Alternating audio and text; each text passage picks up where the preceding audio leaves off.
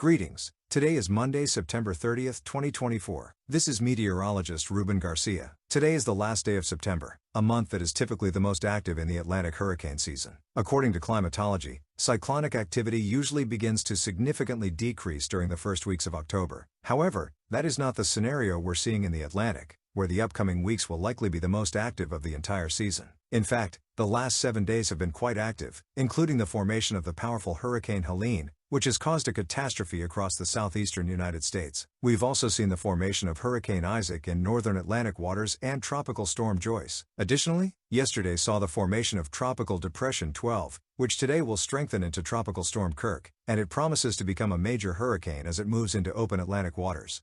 As if that weren't enough, we are monitoring a low-pressure system developing to the east of Nicaragua, which has a medium chance of cyclonic development as it moves toward the Gulf of Mexico. There's also another low-pressure system south of the Cape Verde Islands, with a medium chance of cyclonic development in the next 7 days. So, there's definitely a lot of cyclonic activity during the past week, and it's projected to continue over the next 7 to 10 days. This year, we've seen the peak of the season shift slightly toward the later weeks of September and early October, and this will definitely be a subject of research for the meteorological community.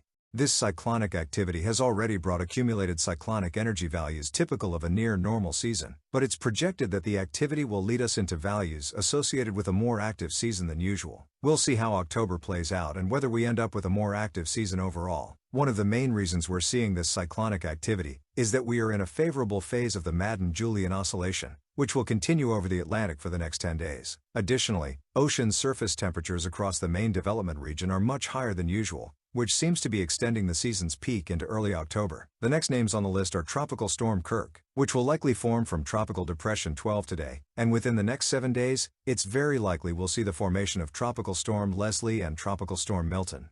At least for now, Tropical Depression 12, soon to be Tropical Storm Kirk, is expected to remain over open Atlantic waters, but it is forecasted to strengthen into a powerful Category 3 or 4 hurricane. As seen in the infrared satellite projection of the GFS model, a powerful hurricane is expected to be moving over open Atlantic waters by the weekend. Luckily for the Caribbean, this tropical cyclone does not pose a threat to the region. However, this future hurricane will generate a lot of accumulated cyclonic energy, likely leading to above-normal cyclonic activity. Now, let's talk about a system that could pose a threat to the Gulf Coast states. It's the low-pressure system developing just east of Nicaragua, which, in the latest tropical outlook, had a 50% chance of development over the next 7 days as it moves across the western Caribbean and Gulf of Mexico. Let's look at some of the global model projections. We'll start with the American model. Here we see the low-pressure system moving near eastern Honduras by Tuesday night. Notice also a low-pressure system developing south of Chiapas. In this projection, both low-pressure systems move into the Gulf of Mexico, where a tropical cyclone could form. By Friday morning, the models show both low-pressure systems converging, forming a more defined low-pressure system, potentially a tropical storm moving north-northeast, threatening Alabama, Mississippi, Georgia, and Florida.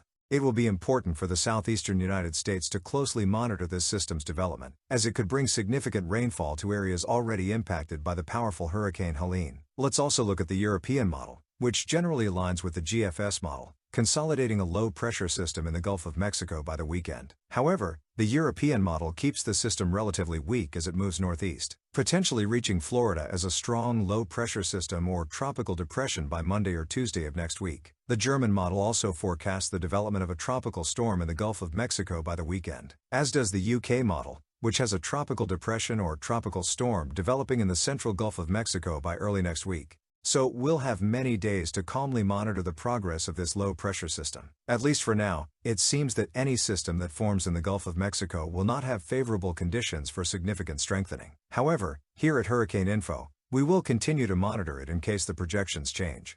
Now, let's discuss the low-pressure system south of Cape Verde. In the latest tropical outlook, the National Hurricane Center gives it a 60% chance of developing into a tropical depression as it moves generally west or west-northwest. This system will be moving through this region for about 5 to 6 days, so it's still too early to know if it will veer north into the Atlantic or maintain a more westerly track. Let's look at the long-term projections. Starting with the GFS model, it develops a tropical storm southwest of Cape Verde between Wednesday and Thursday. You can also see what will likely be Hurricane Kirk here. Looking at the long-term projections, the GFS model forecasts that Hurricane Kirk and potentially future Hurricane Leslie will remain over open Atlantic waters, not reaching the Caribbean. All members of the GFS model agree that both systems will maintain a track far from land, which is good news. However, it's important not to let our guard down, and we should keep a close eye on the low-pressure system south of Cape Verde. The European model's latest projections show a slightly more westerly track, though it also has a northward movement long-term, away from the Caribbean. Still, these are long-term forecasts, and many changes can happen.